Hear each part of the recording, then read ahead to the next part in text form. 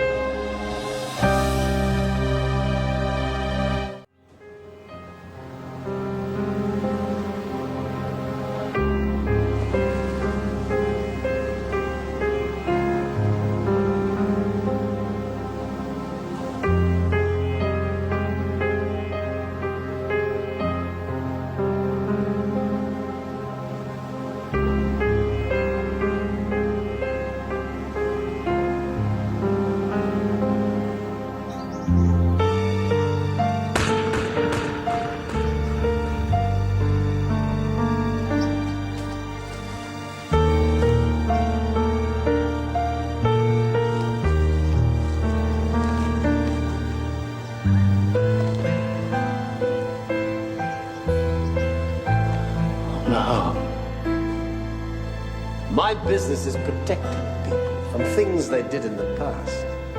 Things they might want to be reminded of in the present.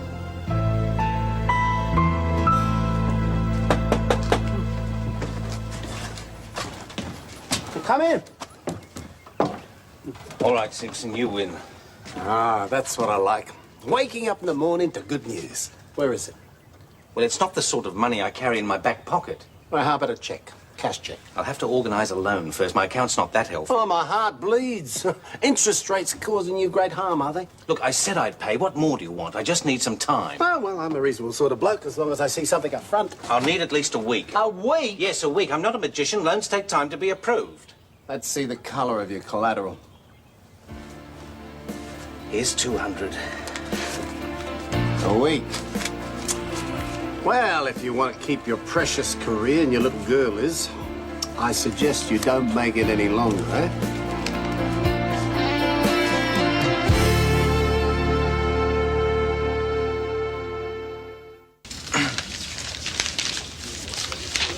Here for a cheap feed, eh? It's probably all you'll be able to afford with that little matter of 10 grand hanging over your head. Time's running out, pal. I wouldn't waste your hard-earned cash on a burger.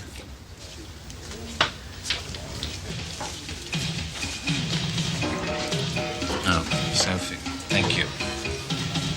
Mr. Fisher, can I please talk to you about something? Yes, I suppose so, if you must. It's about you and my dad. Your father's just spoken to me and given me the message personally. I don't need you to remind me. Thank you.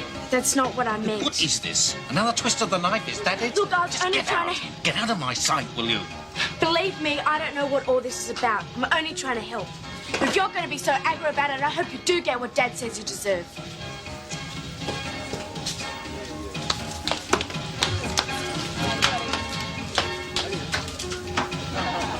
Donald! Leave me alone. No! What's the matter with you? Do you want me to spell it out for you? Leave me alone. Stop it, Donald. Pull yourself together. Now, neither of us is going anywhere until you tell me the truth. I wouldn't want to burden you. You've already done that, Donald. Don't you think I worry about you? I'm being blackmailed by old Simpson for something I did years ago. I killed a boy.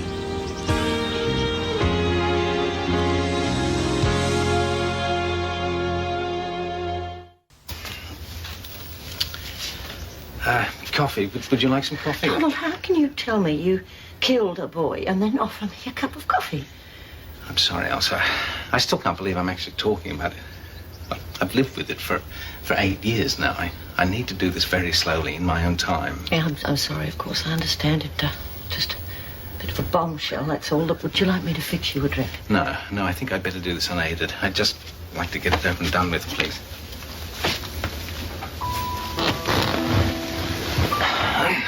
Well, it was a hunting accident. Hunting? Yes. I would have thought you'd be the last person. Yes, I am. Look, please, Elsa, this is really difficult for me. I don't know how to begin to explain all this. Start at the beginning, Donald. Please tell me what happened.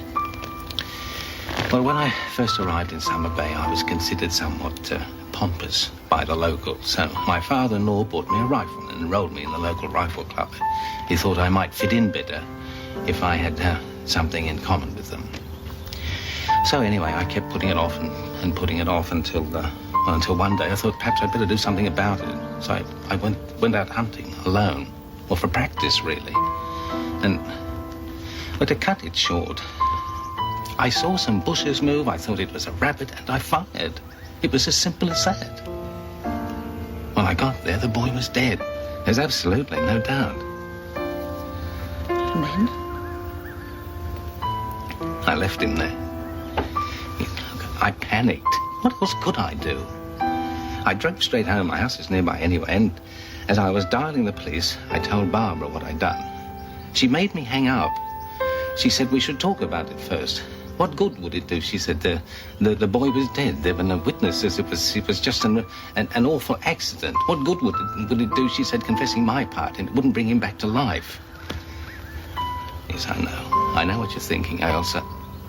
But it was 8 years ago. Please try and understand. We're in love. We had 2 small children, careers ahead of us. And then Simpson turned up. What did he know about all of this? Well, apparently he'd seen the whole thing, or so he said. Oh, God. Looking back on it, I can't believe how weak I was. Anyway, I'd never got on with Simpson in the past. I couldn't stand him, and I knew the man loathed me.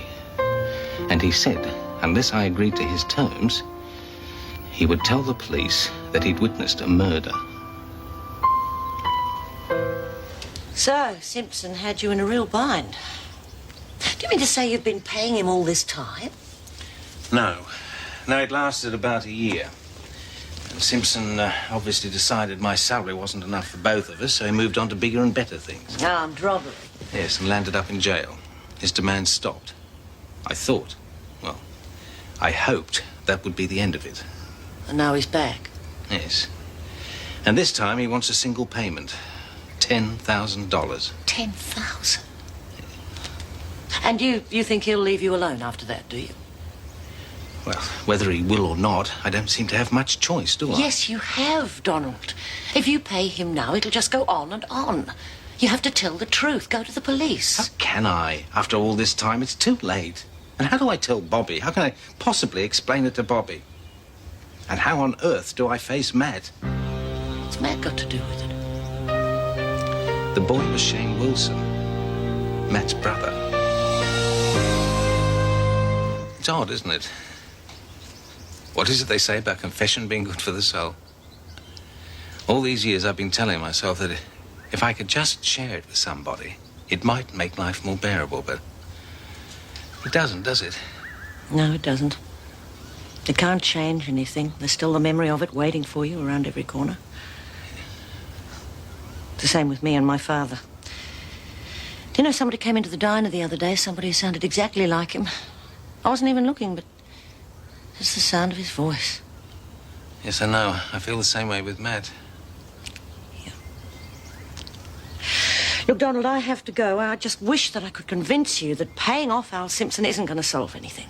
I know. You're probably right, Elsa, but I cannot and will not take the risk of losing Bobby. That's your decision, of course, but frankly, I think you're underestimating it.